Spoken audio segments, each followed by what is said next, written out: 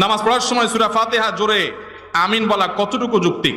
সূরা ফাতিহার পরে আমিন জোরে বলবেন না আস্তে বলবেন, এ নিয়ে দুই রকমের হাদিসই মুহাদ্দিসিনে কেরাম বর্ণনা করেছেন। এই জন্য ফুকাহা কেরামের মধ্যে দুই রকমের মতই আছে।